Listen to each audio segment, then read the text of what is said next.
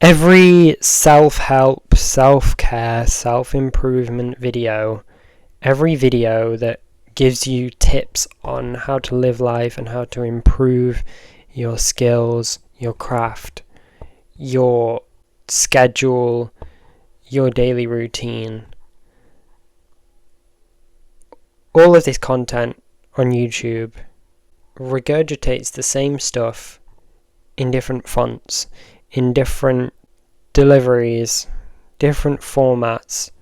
All of these kinds of content are delivered in different boxes, all different colours, all different sizes and shapes. But once you open that box, they're the same. They're the same product. All of these kinds of content that help you to improve your life give you the same information. They just provide a different delivery and a different personality. But that doesn't mean that they are bad. That doesn't mean that you shouldn't watch them. I think we all watch these different personalities because certain ones make us feel inspired more so than others. Not to gain new information, not to gain a new perspective. They all give the same information, but they are different stories. They are different perspectives.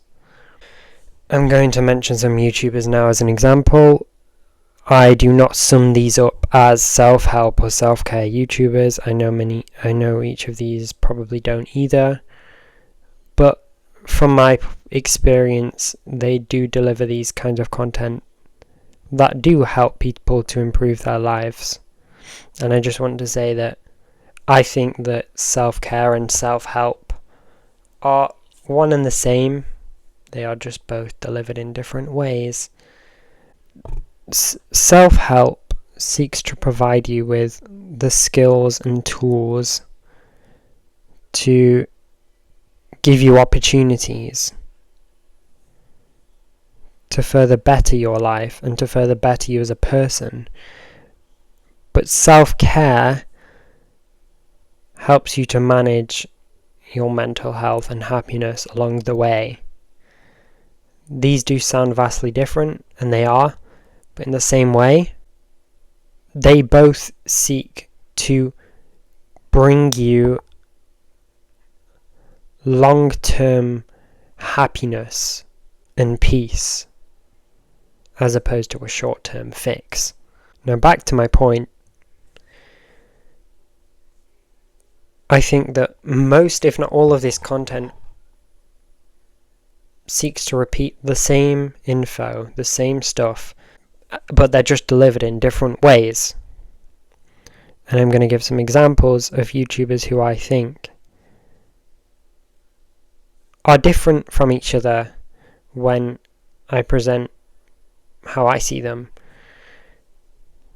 Jordan Green, although his channel content has changed recently to more travel-based content, he has done a lot of face-to-face content where he talks to the camera. It's very personal, and he's very poetic about his points. That's one of his strengths. When Jordan Green does his self-help videos, if you would call it that, I don't particularly like that phrase, but when he does those videos that he focuses on, that he highlights points to help people to understand how to improve their lives in certain aspects, relationships, gym, scheduling.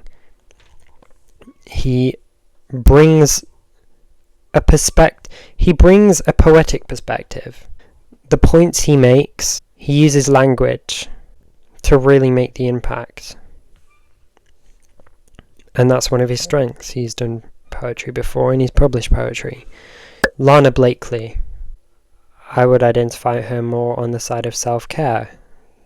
She's more of a blogger, but she talks about these things in a very intimate and personal way. Her videos bring a personal experience when she makes points on, for example, her most popular video is how she stays calm. She talks about why that is, why she comes to these conclusions, and brings a story of her own life into the video. She talks about many philosophies, and she talks about friendships, dating, life, and all of these points are brought to life by her stories. Ali Abdaal, he's published a book before, quite recently, and his style, he talks about books and ideas and people and science. This is quite a nice hybridity, I think, when he makes points like the Diderot effect. He discusses the science behind this, what it means, and how it can be applied to someone's individual life. He does focus on self-care, and his foundation is mainly about how to achieve your goals while also prioritizing your mental health, avoiding burnout. All of these people have vastly different deliveries, but they still all provide points that have already been made, not on YouTube specifically, but throughout the history of humanity. That's a very broad point, but people have made these points, and we watch them to be inspired. We do not watch them because we want to gain new info.